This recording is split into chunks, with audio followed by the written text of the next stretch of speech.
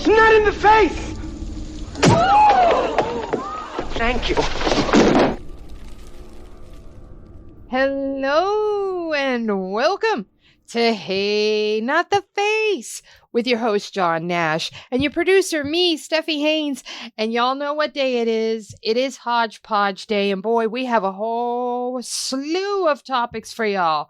But before we do that, I would entreaty you, I would ask of you to please subscribe so that you have access to our bonus content and, so we could keep the lights on around here. And also, I'm going to turn it over to John because he's going to tell us how the last few days of his week have been.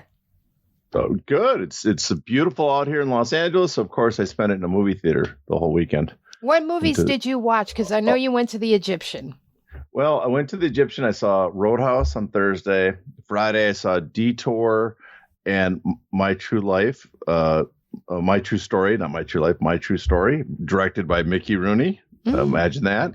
And then Saturday morning for the matinee, I went to Flamingo Road, which is a Michael Curtiz and Joan Crawford movie, Sidney Greenstreet 2. And then I went to The Last Seduction, which is a neo-noir, not a noir. They showed that. And then Sunday, I went to Out of the Past. So it was actually another movie. What else did I see Sunday? Out of the Past, and now I'm drawing a blank because I saw so many movies. So, but I saw a bunch of movies. It was a good solid weekend. There's movies, a lot of them I've seen before. The movies I saw Sunday, I saw a couple that I'd seen before, but the rest were Roadhouse and Flamingo Road and My True Story. Those are all new ones for me. So we can spend the whole show talking about that if you prefer. Our audience would prefer that. I doubt that. No, we won't talk about that, but we do have a lot of content to cover today. So I guess I'll dive right in. Right into the best movies that Sidney Greenstreet did. I think that'll be the first question. Yeah, no. The Killing I saw too. And then Alias, Nick Beale, and Tension. There's the ones I remember now. It came back to me. So good weekend. Good weekend. Solid weekend of film. Yep.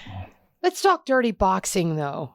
We talked about it briefly last week, and then you sent me something, and I just was stunned because they announced at the end of last week that Jon Jones is a newly minted co-owner of the promotion next to Mike Perry. Now, last week we talked about Malki Kawa being named, I believe, general manager or something like that of the promotion. But now we have Jon Jones. They held an event, their first official event, and he was in attendance. So my first question to you is, what do you make of that? And was Jon Jones looped in by the Kawas to be basically a big money investor in this promotion? Well, I mean, I don't know if they had to loop him in, like trick him per se. You notice one thing is, no one in MMA, or very few people in MMA, start their own promotions. It's kind of common, though, in boxing to start a promotion, even if it's not a real promotion, if it's more of a figurehead or, it's a pure ego trip. But boxers start boxing promotions because then they have more rights. Well, one is this big ego trip. It's something to brag about and claim that you're a promoter, not just you're working for yourself. You're not working for a promoter. But also being a promoter does give you some more rights. And some of them do progress into being major promotional entities. Oscar de la Hoya is probably one of the most famous, but Mayweather did a stint and stuff. So there's an avenue to turn your project into something that's more lucrative. That doesn't really exist in MMA.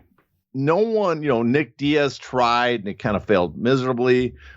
Eagle MMA popped up, but there's no avenue. One is, you're tied and locked into the major promotions, namely the UFC. But then PFL as well, they're not co-promoting, so there's no way to really have your own promotional arm, right? Although Conor McGregor will throw his Conor McGregor, was it Sports and Entertainment, McGregor Sports and Entertainment logo on stuff, pretending he's co-promoting, and Ngannou has his logo on his fights for PFL, but he's not really, he's not doing any promotional there. But anyways, to get back, and so those big entities, they won't co-promote. And so there's no point in starting a promotion as a fighter, MMA promotion to work with the majors. And on the minor side, the only ones that seem to work really are feeder organizations, especially those run by managers, which, fighters don't want to be as well, because it's not like boxing where you can sign a young guy, build him up, and then go on and make money on him as he moves up and is promoted by a big promotion, because you could still co-promote. You own a piece of them. That doesn't exist in MMA. So the fighters in MMA, there's no avenue really to become an MMA promoter like you would in boxing. But there is this startup sport, quasi-sport, I put in air quotes, that's out there in bare knuckle that I think they view as a way that they could, they could continue their careers and invest in something they kind of know about, and that they can use their brand, the awareness of who they are, as a way to promote this entity that's very similar to MMA and draws the same fans, but isn't dominated by a major power like the UFC that there's still ways to promote with it. And I think that's kind of what he's doing. He's, they're using him kind of like how, you could say with BKFC, they signed Conor McGregor. Conor McGregor ain't putting any money in. He's getting a percentage as a brand ambassador, right? We reported on that. I imagine John Jones is doing the same. He's adding his name as one of the more famous MMA guys to this promotion, and he's going to get a percentage. But it's, he's involved in this because there's no other avenue to use your MMA fame as a promoter except getting involved into the lower rent cousin of MMA. Real quick, on Dirty Boxing, do you think that maybe that their gimmick, because they have this gimmick that they use 4-ounce gloves and that they allow elbows and that they allow you to punch your opponent when they're on the ground, but you can't follow them to the ground. Like you can't go down and mount them and rain down, ground and pound or anything like that. As long as you're standing, you can lean over them and do that, but you can't follow them down. Do you think their gimmick will help them at all, or is Bare Knuckle FC as gimmicky as it's going to get? Well, bare knuckle beat them to the punch. It's going to be hard to compete with that. what it does offer, it offers a fringe fan base of MMA. And you probably only need a small percentage because you have no competition, and if there's no competition, that also means there's nothing really to drive the purses up that much. Is that you are offering just a more violent version of MMA without the problem of the homosexual grappling that MMA includes. So you eliminate that, and your fan base will be happy because it'll be a bunch of CTE being issued out, and that's what it's offering. But the fans that like that is a small segment, narrow subset of MMA fans. It's not boxing fans. It's not pro wrestling fans. It's MMA fans. A very small sliver. That's what they're shooting for, and because BKFC is already there and beat them to the punch, I doubt that they'll be able to compete with BKFC, but there might be, they're in Florida, and Florida man lives in Florida. So maybe they picked the perfect market. Moving on. Dana White took questions last week, and a couple of them caught my eye. And this first one was that we were given his personal assurance that Aspinall and Jones was definitely going to happen. Do you personally, and this is definitely an opinion-based question, but do you personally think that we actually see that fight this year? It's possible. Maybe Dana White has an inside track. I think, though, this is Dana White, the old, what was that? People always use the memento still from the movie, but change the photo. Don't believe his lies when they're talking about Joey Pants. Instead, it's Dana White. Don't believe his lies. Dana says stuff. He admits he just says stuff. He's a promoter. Now, does he think it's going to happen? Probably, because he doesn't think John Jones has options and that John Jones will want the money from this. But I have no clue. We've talked before, I don't think there's pressure on the UFC to make the event this year, because this is a negotiation year. They missed the year they would love to have had a fight to go into negotiations and ask for more on the next broadcast deal. So I think there's no pressure on them to get the fight made. And because there's no pressure, they can wait Jones out. Either he caves in and takes what they're offering, or maybe next year, if they're trying to keep the new broadcaster happy, they increase the amount. But I can't read much into it. I have no clue. And I think Dana White has no clue if the fight really is going to take place this year or not. All right. Another question that caught my eye was they asked him how the UFC would fare without him at the promotional helm 100% of the time. And he kind of cryptically replied, "We're going to find out this year." What do you think he meant there? And by that, I mean, do you think that it's because he's going to be splitting up his time between this and the new boxing promotion? Do you think he's going to maybe focus solely on the boxing promotion? What do you and again, opinion, what do you personally think he meant here? Well, we talked about this a few weeks ago with the TKO announcement about Dana White's future with the company. Some people thought his days are numbered. I think Zach Arnold did a piece about his days are numbered. I don't, at the time, I didn't think so, and I still do. I think we might even have pointed out this comment he made that people said that no one noticed this. I'm like, I think we noticed this. I think we talked about this. Mm-hmm. Is that Dana White saying we'll find out, but I think he's talking about the boxing, right? And I think he's pointing out that he's taking on a whole nother load of work because he not only become a board member at Meta, he's got slap fighting, the Slappy Slap League. He's going to be doing boxing, which he is going to be much more hands-on. It's going to be kind of his brand. He's going to be the front man, so he's going to have a lot more work there. Does that mean Dana White's leaving the UFC? I don't think so. I think we talked about before too. I don't think Dana White, he is an attention magnet is what they use him for, but I don't think he's as hands-on as people, they try to present, because there's no way he can be as hands-on running everything when he has multiple companies he's working with. And he's out playing blackjack all night and traveling to Italy on a yacht for weeks at a time and doing and jet setting across the country to appear with Donald Trump for events and help him with this campaign. You put that together, it's like a lot of executives. The point there is they draw attention. I think Dana White does that. And because he does that, he can be they could take away a lot of his responsibilities and his time he focused on the UFC and still have him as part of the UFC. So I don't think he's, when people look at it and said, "Oh, his days are numbered," I don't think so. The amount of effort he puts into promoting the UFC as being the front person for the UFC, that might narrow. There might be less of that. They might have to find ways to work with the schedule more on that.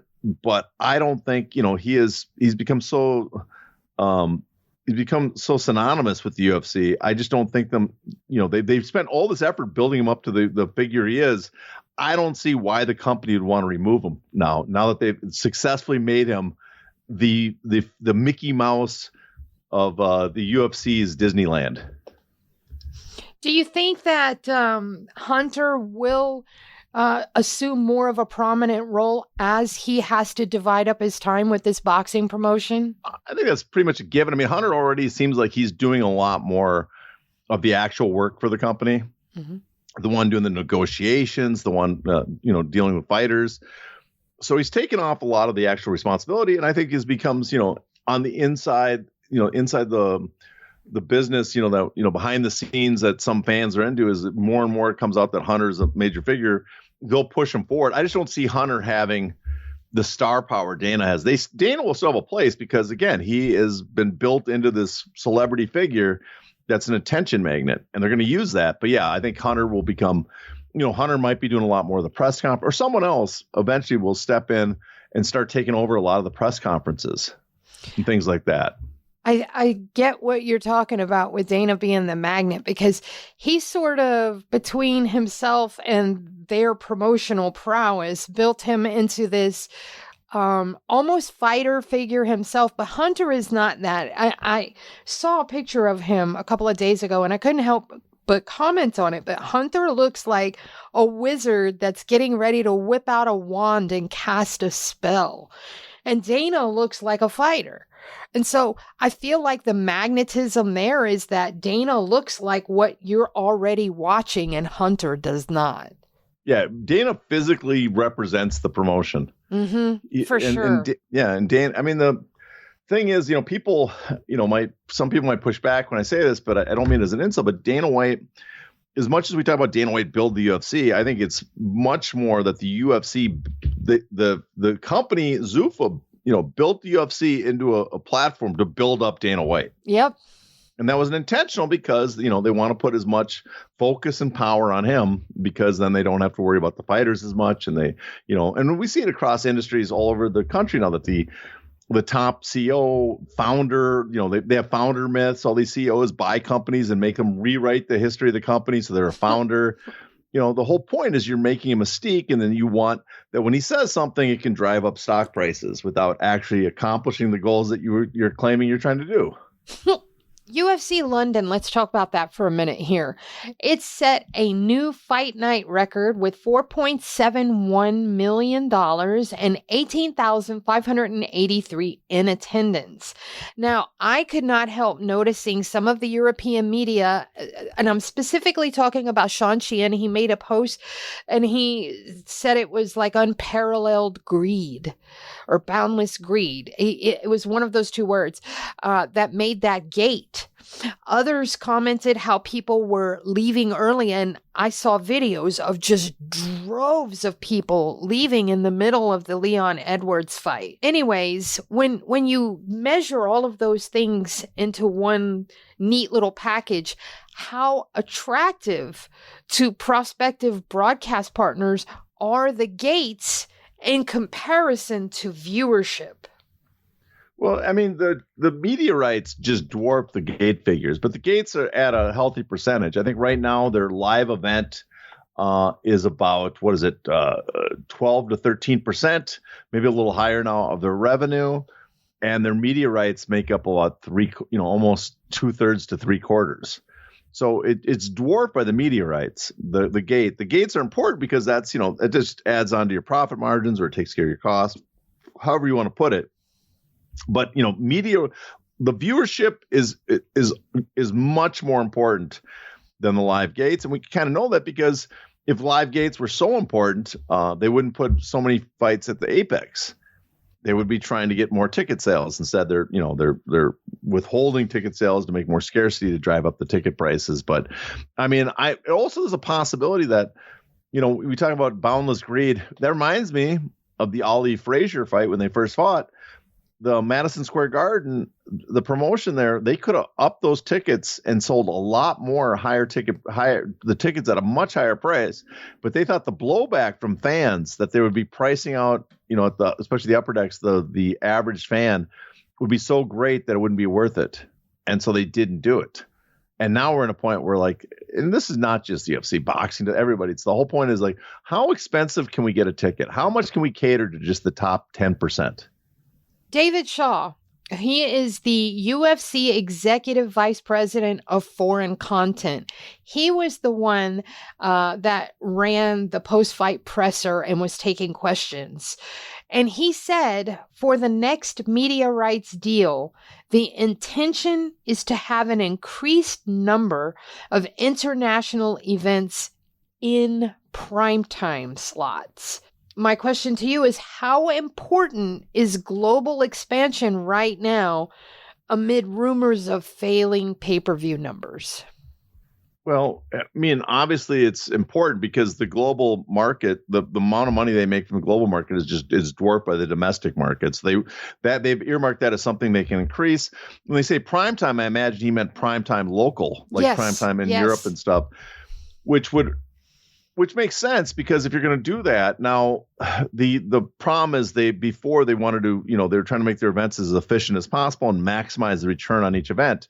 There becomes a point when you start doing more events, you almost have to find a way to wall them off from the American market, because then you're going to have the oversaturation problem will become a big problem, especially if the UFC continues their trend of not trying to distinguish between the levels of a card. There's pay-per-views and fight nights. They kind of keep it at that. But the truth, as we know, is there's various tiers of fight night, right? They don't do what Strikeforce didn't call it the challengers. They don't do what boxing did in HBO and Boxing After Dark, where that was their B-tier programming to distinguish it, to let you know that, it wasn't a priority to watch this compared to the Saturday Night Championship bouts. And so that's the problem. If you have a event that's, basically labeled as second tier, which you might have to do if you start running just a massive number of events, then you can't sell that around the world at the same rate. And so I could see that being an issue. Also kind of makes me inclined that they might be thinking of going with Netflix as their broadcast partner, because Netflix, they do that, then they don't have to worry about the foreign rights, international rights, because Netflix can take over the entire international market, right? Basically, you'd sell Netflix the entire market of your content because Netflix is found all over the world. And that way you wouldn't have to worry about, well, if we sell it if we take it, put it on prime time so we can get a better deal in Europe, we're going to lose the market. ESPN's not going to want to pay us as much, and all these other territories aren't going to want to pay us as much. Instead, it's like, well, Netflix is picking up the package. They can pay the same amount for all of them, no matter what. Now, I emphasized prime time because he also said that UFC is interested in doing a France show, but that their biggest barrier right now is getting the options to air it during North American primetime. So my question now about primetime is, how important is it to align their shows to be in North American primetime? Well, it's fairly important because one is, like currently ESPN, they want it to air in primetime because they get better viewership in America, especially when they're doing pay-per-views. If it's going to be a big show, big card, and they want the full license fee they're going to get from ESPN, or even a bigger show and want a pay-per-view, they want to do in prime time because we have a track record. Americans, you could do a daytime pay-per-view and you assume, well, it's in 3 PM or whatever, several hours earlier. That shouldn't hurt the pay-per-view buys, but yet it kills the pay-per-view buys. People are just conditioned to purchase pay-per-views on the Saturday night. They remember one time they did Brock Lesnar versus Alistair Overeem on a Friday night, and thinking that might, that they could get a bump, and they were disappointed in the numbers. So Saturday night prime time for pay-per-view is important. So if you're going to do a pay-per-view, that's important. The issue is then, can you not do pay-per-view quality shows in Europe if they have to put them on at an earlier time, which means they get a lower quality card.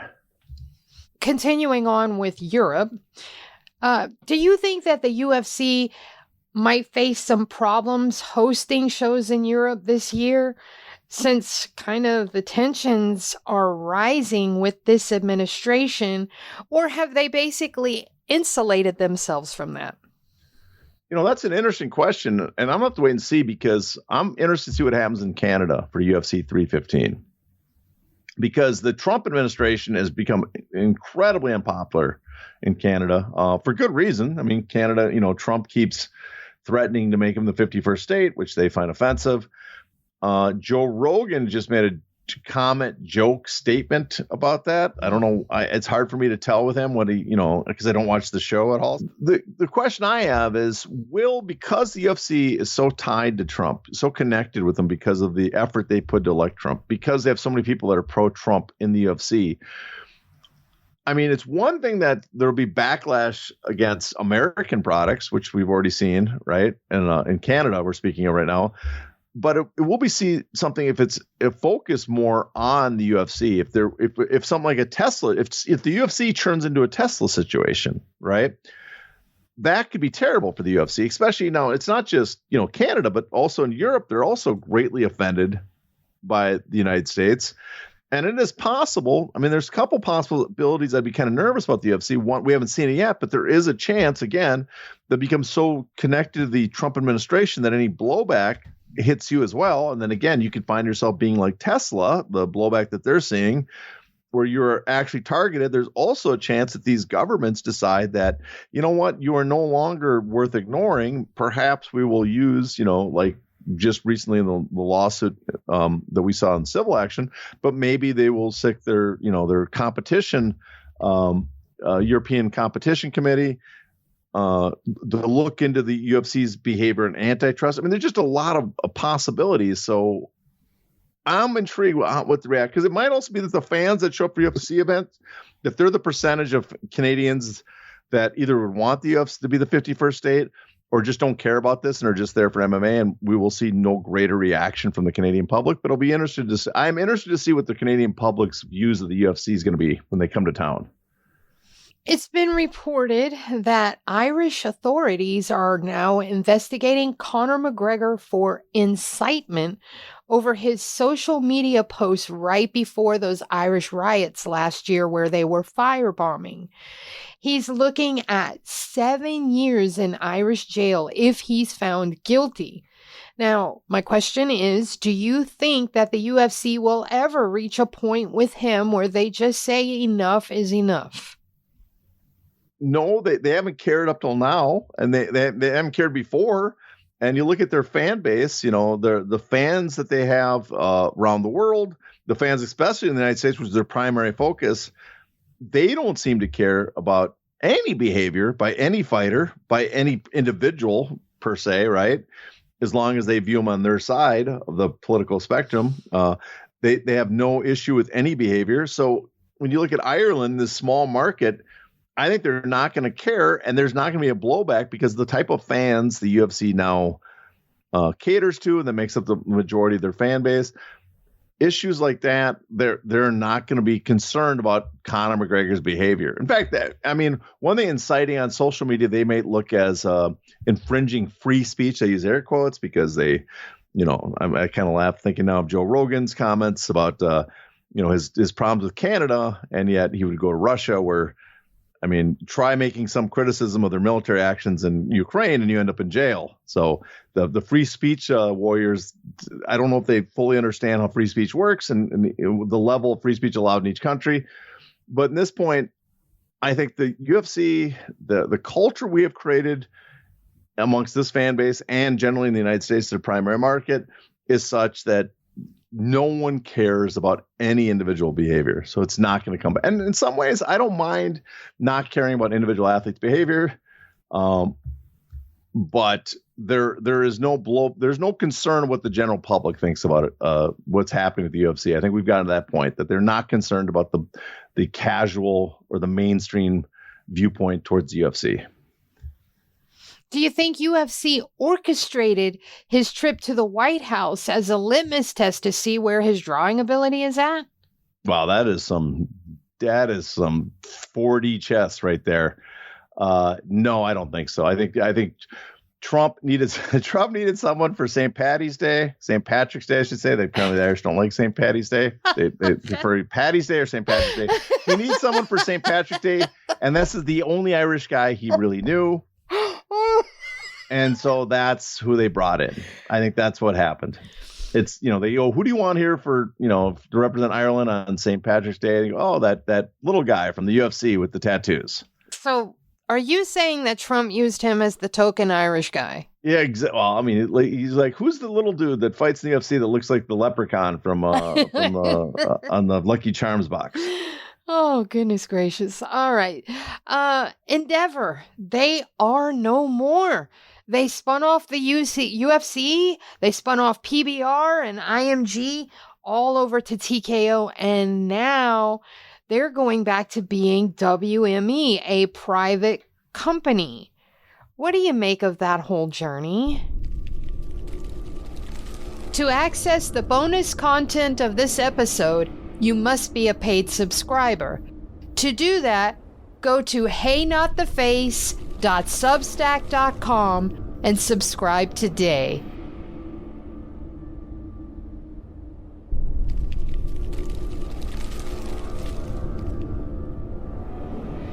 Ow! Ow! Not the face! Ooh! Ooh! Okay, the face!